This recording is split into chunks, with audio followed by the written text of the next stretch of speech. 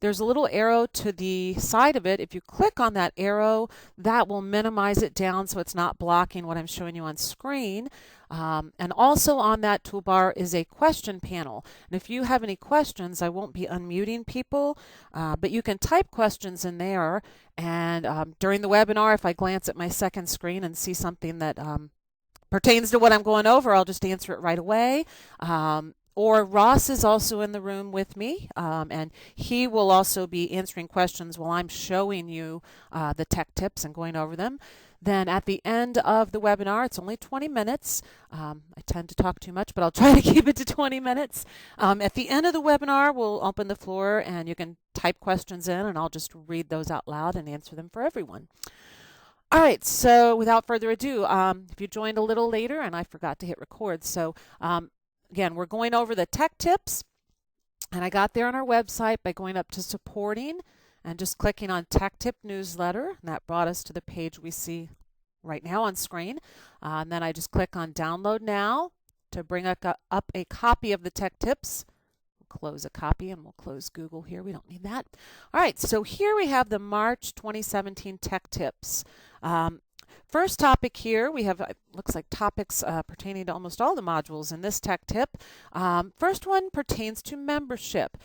With the post office making changes a few years ago with their intelligent barcoding and church windows upgrading and moving ahead and making changes to membership, the programmers decided not to continue forward and put more advanced programming or coding in for bulk mailing and all the changes at the post office. Keep in mind we're more of a database than a bulk mail program. However, the program does work well with a product called Postage Saver. If you, now this shows differently on my screen, so where are our partners here? If you are interested in bulk mailing, there is a partner program, here we go, called Postage Saver. And that can help you do your bulk mail. You want to definitely check with your post office about what is needed for bulk mail because we found as techs here, we hear that different post offices and different locations require different things. If you need the barcodes on your labels and a tray summary and all that different information, you can look into Postage Saver, and it integrates nicely with church windows. We do not make Postage Saver. We don't own Postage Saver. It just integrates nicely with church windows for producing some of the things you need, or all the things you need for bulk mail, if your post office says you need all those things. So again, check with your post office first before you spend any money on programs to get your bulk mail out. Now some users say that they just need that tray summary. However, church windows does not do a breakdown of your zip code summaries, how many zip codes you have in each zip code. However, I believe Pam and Rachel came up with a great document, and I'll go ahead and click on that to open it. We're not going to walk through it, but that tech tip document, it's the zip code summary using a pivot table in Excel. So it does require, let me click on it, and it brings up the document for you here. This document shows you how to get the output of the zip codes you need, how to mail merge those out of church windows, and then it also goes into how to bring that file into Excel and then to do some of the formulas within Excel to create a pivot table. I'm not an Excel whiz, so but if you follow these instructions, you can create a pivot table that, if we get to the very last page here, I think it's 6 pages here. Oops, here we go. Last page, we see it gives us a nice breakdown of each of the zip codes we have in our mailing and a count of how many of those each zip codes there are. So that even though church windows cannot do the zip code tray summary anymore, the tech tips, again, bring that back up. I accidentally closed it here. Too many windows. March Tech Tips will guide you to this document on how to create a zip code summary, exporting your data out of church windows over into Excel, and then walks you through doing the formula to create that pivot table showing how many zip codes are in each zip code, how many you have of each zip code. So again, if you're doing bulk mailing, first check and see what you need with your post office. But if you find all you need is that count of each zip code, this document will show you how you can do that. Even though Church Windows doesn't do that, you can export that data out and get that information pretty easily with Excel. All right, moving on. We're getting lots of calls about this right now. Payroll, if you use our payroll program, currently the 941 still says 2016. The reason being we have to wait for the IRS to get the updates out to us so the programmers can code that and get into the program. The payroll SR3 update will contain that updated 941 form with the right year on it for your quarter. It is essential, it tells you here in step 1, it's essential you install this before sending in your 2017 first quarter 941. You also want to make sure you get any of the reports you need out of payroll, and it is recommended that you go in and get a quarterly 941 form, the 2016 one, and to print off these 3 history reports from 2016. Now to do that, you do have to go into System Administration and System Profile and then change your year back to 2016. This is a fresh install of Church Windows, so there is no prior years on this copy. But if you had prior years in your payroll data, you would see the different years in this payroll year list. You'd choose 2016, and then any of those reports you printed out would be for the 2016 year. Now again, let me get back to Tech Tips here. So again, it does mention printing out a copy of the quarterly 941 form and the history reports under reports as well.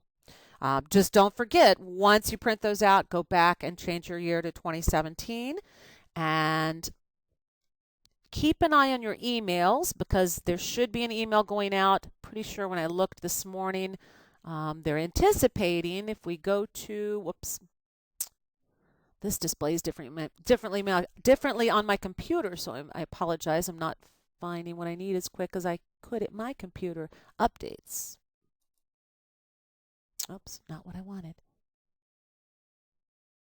Here we go. We want download current updates. So if we go to supporting and then click on download current updates, scroll down a little, we see payroll 2017 SR2 is the most current. Special note, SR3 update containing the first quarter 941 forms that will say 2017 is anticipated to be posted here before Wednesday 3/29.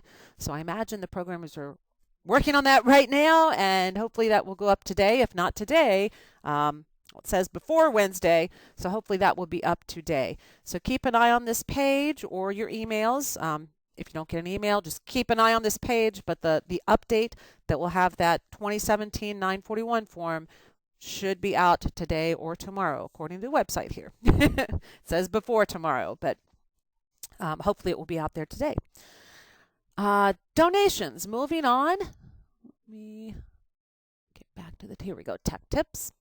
So we're moving to the bottom of page 2. Donation statements. Right now, you might be getting calls from people who lost their donation statement and they need a new one for 2016.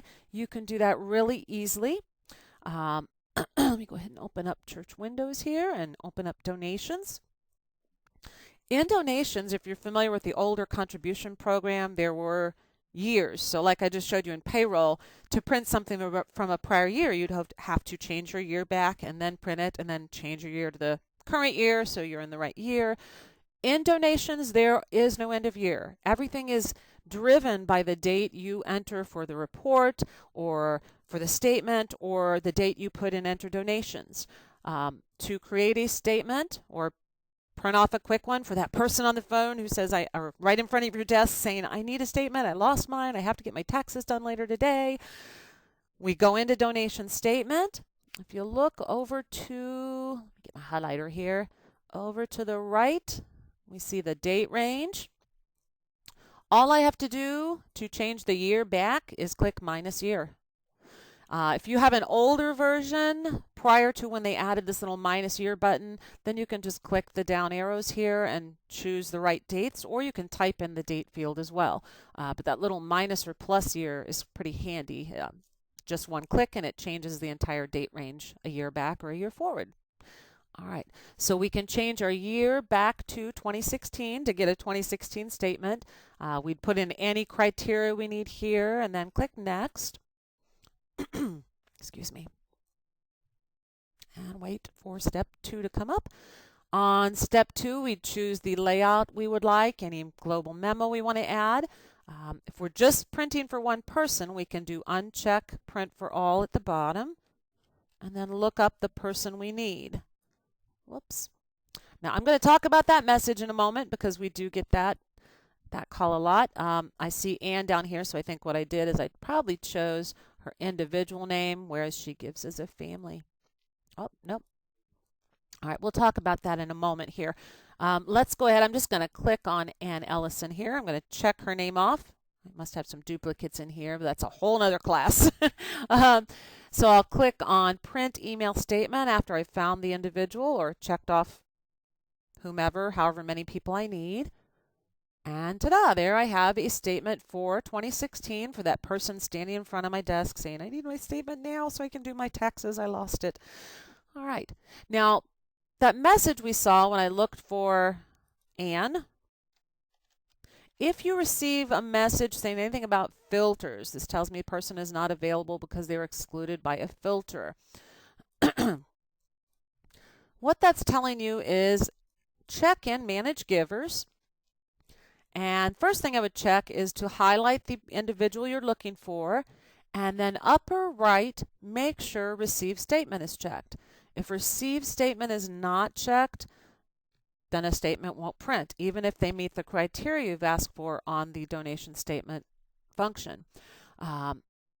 Another thing that is common when printing statements, and most of those, we've probably taken most of those calls, but you might still have somebody who has lost their statement, or they call and let you know, we got 2 separate statements and we're married. We really want all our giving on one statement.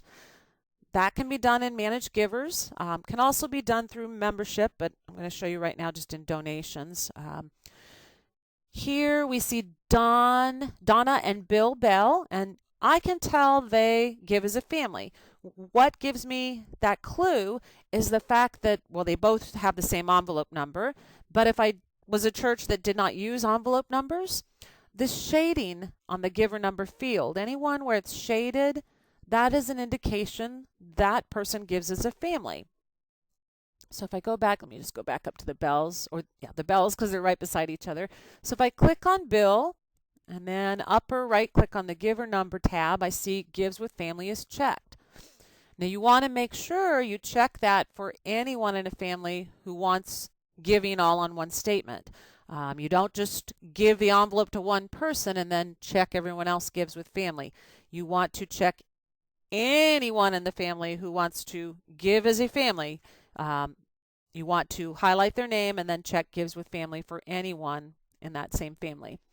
Now I can click on Go to Family after I've done that, and that takes me over the Families and Groups tab and shows me what name it's going to address all of their donation statements with, and it will use whatever it sees in the mailing label field on the family record over in the membership module if they have a member or visitor record. All right. So that takes us to the top of the second page here. So let me bring that back up here. So we talked about them in Manage Givers, making sure that Receive Statement is checked. If you get the message about check filters when you're trying to print a statement, make sure Receive Statement is checked. Then when you go back in there, if it still doesn't print in the drop-down list, look at how many names you have for that person, and you might have duplicates. And we do have a great document on our website. You can search for the keyword duplicate and it would bring that document up. All right, let's take a look at our next topic, accounting. We got about 4 minutes left. I'm doing pretty well.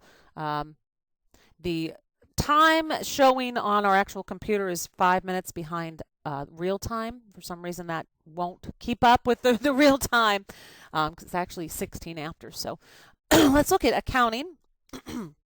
You might be solidly in your 2017 year and not working back and forth anymore, but some churches are still doing cleanup on 2016, working back and forth between 16 and 17.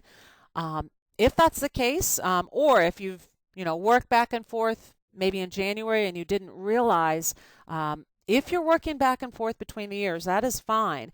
However, you might need to update your beginning balances if you're working in 16 and you've made changes or posted transactions that would change an ending balance for that year. When you open a new year, the program brings forward whatever your end balances were for your 1, 2, and 3 accounts. Those come forward as your beginning balances for the next year. But thereafter, if you go back and forth between the years, the program, it doesn't automatically update beginning balances. You have to keep doing that if you're going to work back and forth between the years, or do one final, when you know you're done with that prior year. To do that, you just go up to Special Functions, Manage Years, and choose Update Beginning Balances from a prior accounting year ending balances. And it will ask, are you sure you want to update your balances for January through December of 2017 from, and it means the ending balances of January to December 2016. And I'd want to say yes, and that's just going to bring whatever my end balances are right now, it's going to bring those forward to be my beginning balances for 2017. So it just brings any of those changes forward that I did after having my 2017 year open. Now, once you've decided you are done with a year, you know you're not going to be audited, you don't want anybody to make changes to that year, you can close an accounting year. We have no rules saying you have to close an accounting year. In the old financial module, there was not a hard close for the years. There were always, you could always go in and change things. However, at some point, you might want to close some of your prior accounting years. You can do that by going to Special Functions, Manage Years, and we can choose Close Accounting Year. And it tells you it prevents further changes to accounting year.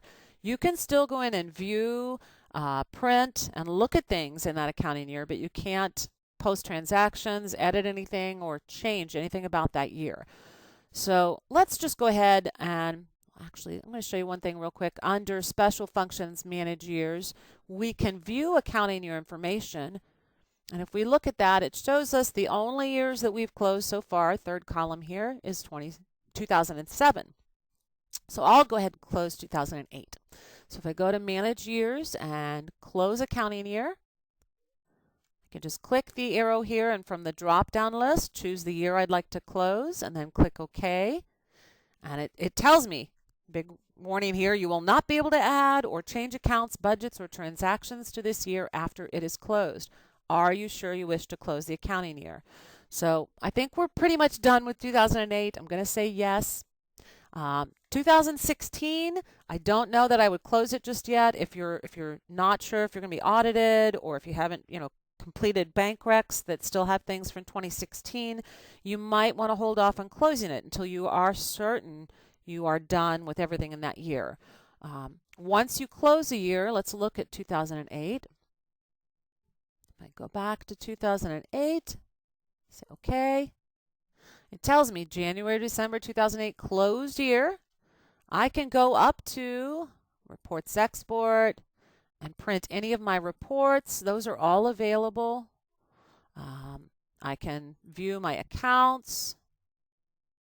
I can view my transactions. And that would open Browse. But notice, if I highlight anything here, there is no reverse, no correct button. All I can do is view things, view and print. So again, be very careful closing that year. Make sure you're done with that year, because once you close the year, it is done. All right. We'll change, it said changes instead of change. That was a little odd. So I'm going to change to another year. Maybe. Oh, I forgot. I got to close the browse screen. It won't let you change to another year with the function open. So we'll go back to 2017. All right. Last but not least in the tech tips, it's in every tech tip per request of Van or Robert, I believe. We always remind you, back up your data. it doesn't hurt to make a backup every day. People used to ask when I would teach the regional classes, we'd go out and teach locations across the U.S., and people would ask, how often should I back up? Our answer usually was as often as you need to, so you don't have to re-enter data. um, don't depend on somebody else. Don't just put a backup on your desktop. We recommend keep at least one flash drive that can be carried out of the church. If the church caught fire or the computer got a virus, we've seen crypto viruses locking up files on computers. If your backup's on your desktop and something happens to that computer, your backup is no good. So make a backup on a flash drive. It's as easy as going to administration and backup. Up and close all. You have to close all church Windows modules to do that. But then you just go to administration and backup. You choose what you want to back up, which if you're making one to safeguard your data, I would back up everything. You can click on browse. Now if you have a flash drive, would show down in your list of items. Usually they're called something like PK back. I don't have a flash drive plugged in, so I'm just going to back up to my desktop to show you how easy it is. Choose my location, say OK, and click Start Backup. It's probably going to tell me there's already a backup there. Or maybe not, it's in a folder. It does say it already has some from 12/19 of 2016. I think we can overwrite that, so we'll say yes. Your file will not be as large as this. We have all kinds of different layouts for checks and labels and reports. So this is backing up, looks huge because of all of those different layouts we have in our data. Yours will not be this large or take this long probably either. Now, if you've been with us since the beginning, it might take this long, but normally it would be done right now. There we go. Again, you will not see this many files backed up. Yours will be significantly smaller. All right, so that is everything I wanted to show you. Actually, on the last thing here, there is a document on desktop backup. And this is there's a PDF here and a video showing you how you can perform a backup. Or if you're on VOS or Novel, if you're a cloud customer, we still do recommend making backups there. This should show you, here you go, CW Web, shows you how to create a backup using the different web products or cloud versions. So again, highly recommend creating a backup of your data. It doesn't hurt. All right. I'm sorry, I went over by about 4 minutes. I apologize. Are there any questions that Ross was not able to answer? Somebody said, should you finalize bank statements before closing an accounting year? Once it's closed, nobody can make a change to it. So if they're not finalized, people still would not be able to change them. But I probably, just to know they're finalized, I would go, excuse me, I would finalize them and then close the year. But if they're not finalized, I don't see it being a problem because a closed year you can't edit anyway. So, any questions? Go ahead and type those in the question panel if you do have a question. I'm going to sip a coffee because I'm going to cough again.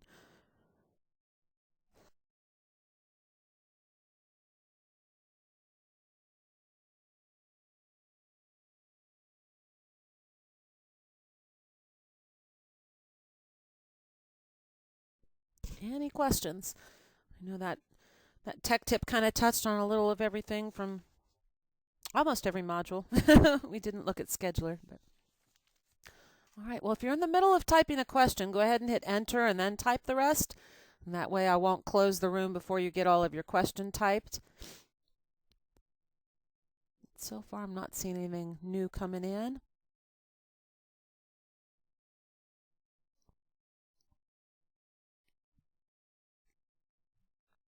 All right. Well, nobody hit enter. Didn't get any half-typed questions, so I'm going to go ahead and end this webinar. If you do have questions, definitely give us a call or email support@churchwindows.com. And do check out on our website the rest of the webinars that are available and sign up for as many as you like. And again, thanks for attending, and everybody have a great day. Bye.